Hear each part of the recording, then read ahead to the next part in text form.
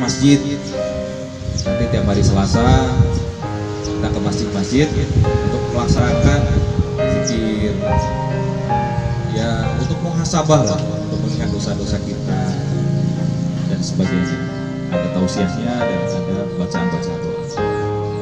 Ada program Jumat berbagi atau Jumat sedekah.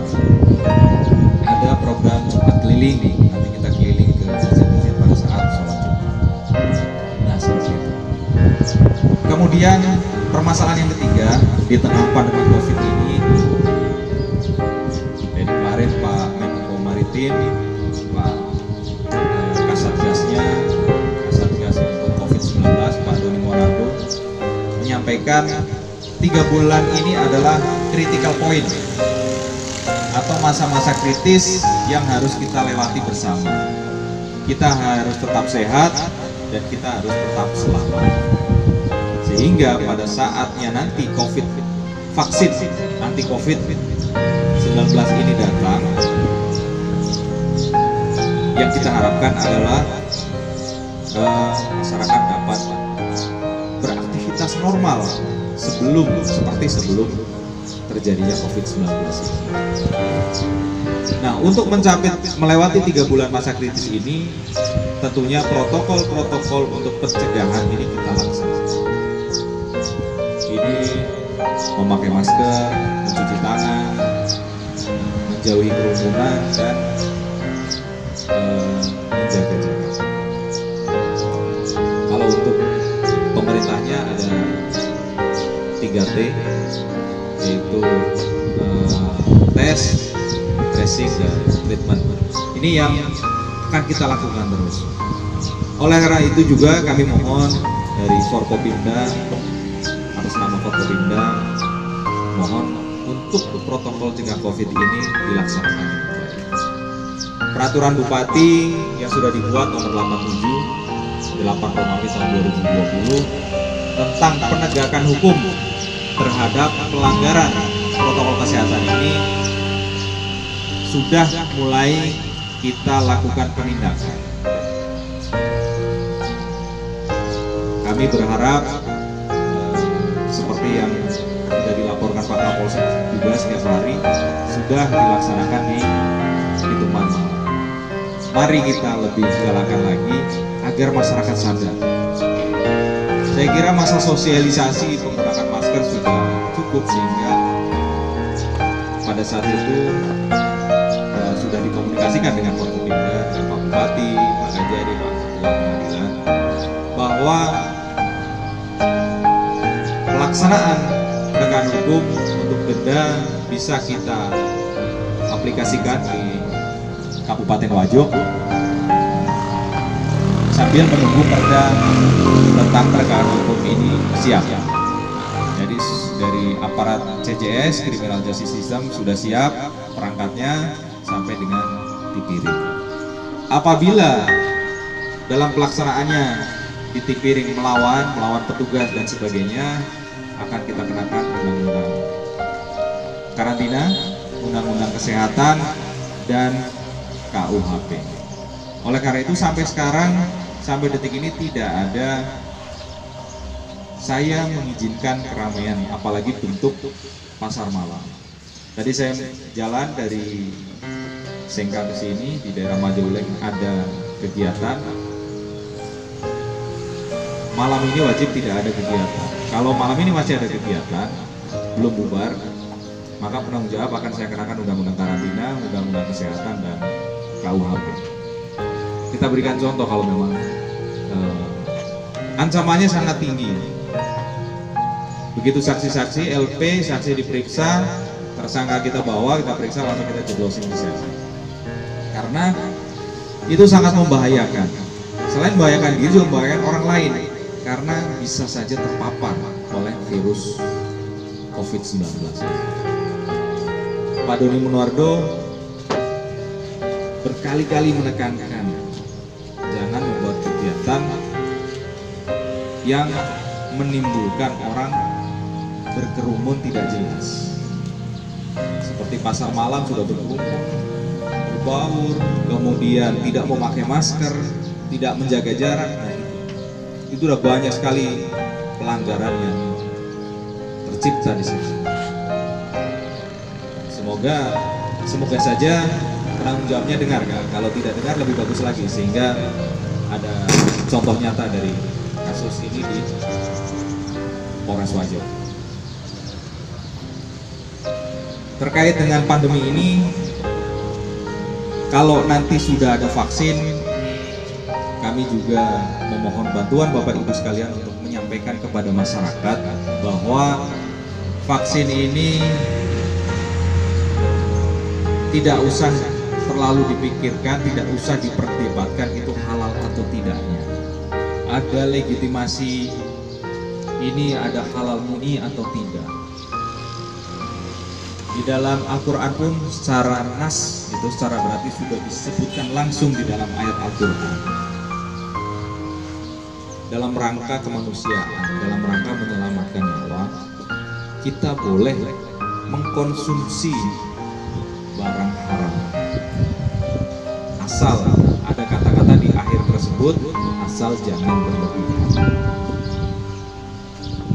Oleh karena itu, manakala ada pendapat dari masyarakat bahwa wah ini gimana ini vaksinnya udah halal atau nyanda, atau halal atau enggak, sampaikan saja Pak, ini demi kemanusiaan.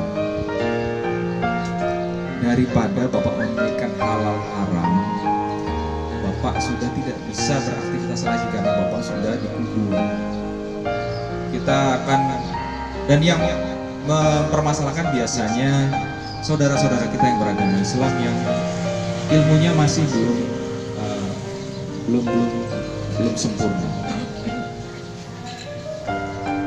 Justru semakin banyak penolakan dari saudara-saudara kita yang beragama Islam, akan lebih banyak korban dari saudara-saudara kita. Sementara saudara kita yang Nasrani, Hindu, Buddha tidak masalah, Konghucu, mereka sehat-sehat saja. Nah, akhirnya apa? Syiar Islam, ukhuwah Islamiyah akan terganggu. Jadi saya harap peran Bapak Ibu sekalian, peran Pak Desa, jangan membuat capek Pak Kepala Rumah Sakit. Nanti beliau kan tidak tahu orang tanpa gejala, atau hanya mual-mual saja, atau hanya batuk kering, bawa ke sana. Orang nggak tahu, oh, Pak saya demam atau tipes. Ternyata gejalanya kan mirip. Ternyata di rumah sakit tidak ditangani dengan penanganan protap COVID, akhirnya menular ke tenaga kesehatan. Ini yang tidak kita inginkan. Kemudian terkait masalah pandemi COVID ini, kita berdoa. Usaha sudah, tinggal berdoa. Kita berdoa karena wabah itu dari Allah. Allah tidak akan menurunkan penyakit kalau tidak ada obatnya. Hanya satu penyakit yang tidak ada obatnya, yaitu kematian. Semuanya ada. Mau AIDS, mau apa, semua ada obatnya. Hanya kalau memang itu belum ditemukan, tapi ada obatnya. Saya ingat satu hadis, sesungguhnya di dalam jintan hitam itu terdapat obat dari segala macam penyakit. Kata itu segala macam penyakit. Saya lupa dari hadis riwayat Bukhari Muslim atau Ahmad, saya lupa. Berarti kalau di sini namanya cinta lotong, cinta lotong. Seperti itu. Mungkin Pak apa bisa menyampaikan ini kandungannya apa saja. Apalagi saya dengar lagi kalau dimasukkan ke kopi tambah madu, tambah apa lagi, telur bebek. Nah, jadi itu kata Pak Ustadz saya Ustadz Dimas demikian. Yang terakhir masih terkait COVID, banyak orang-orang yang kita kenal, banyak saudara-saudara kita yang sudah mendahului kita. Saya awal di sini masuk jadi Kapolres Wajo, saya atau Pak Li itu yang ada di Medan meninggal dunia karena COVID di Medan. kemudian anaknya yang masih mengandung karena satu keluarga kontak erat positif, tapi 1 bulan ini masih dirawat dan menunggu hasil swab. Semoga sembuh, tidak tidak sia-sia kala. Kemudian ada senior saya sudah mendahului, diambil oleh Allah. Kemarin 2 junior saya, satu pangkat AKP, satu pangkat kompol, juga meninggal dunia karena COVID. Oleh karena itu, karena COVID ini tidak kelihatan, kita jaga sesuai dengan protokol yang sudah dikeluarkan oleh kesehatan. Kalau flu burungnya kita tangkap, kita matikan dengan prosedur, kemudian unggas, beres seperti flu burung beberapa tahun yang lalu, atau flu babi, kita musnahkan babinya, selesai itu perkara.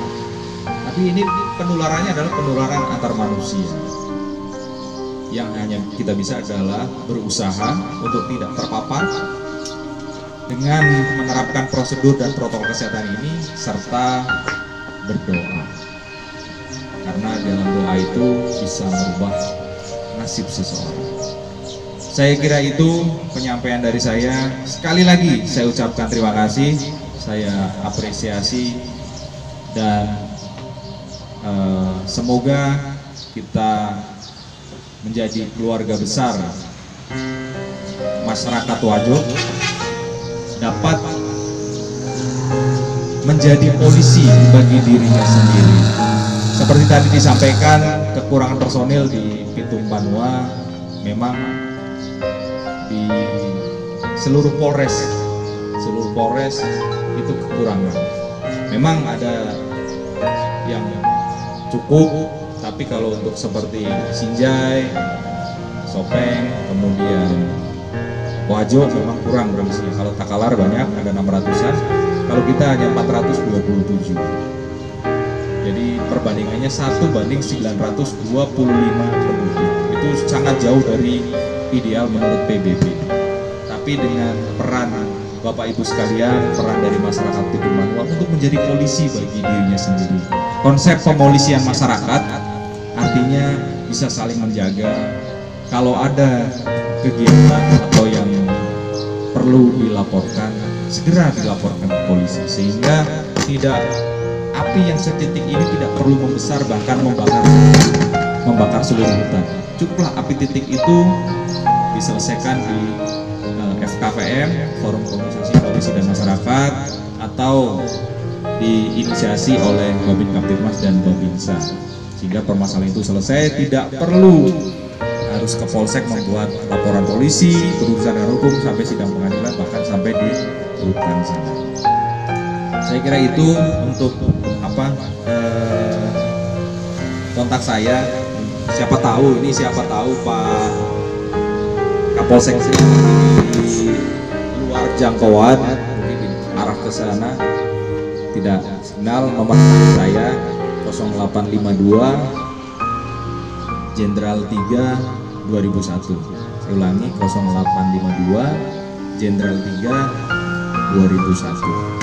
Insya Allah kapan saja WA atau SMS saya balas. Tapi kalau telepon kadang mungkin saya lagi sholat atau ada kegiatan seperti ini, atau sedang bawa mobil atau naik motor, nggak bisa langsung angkat.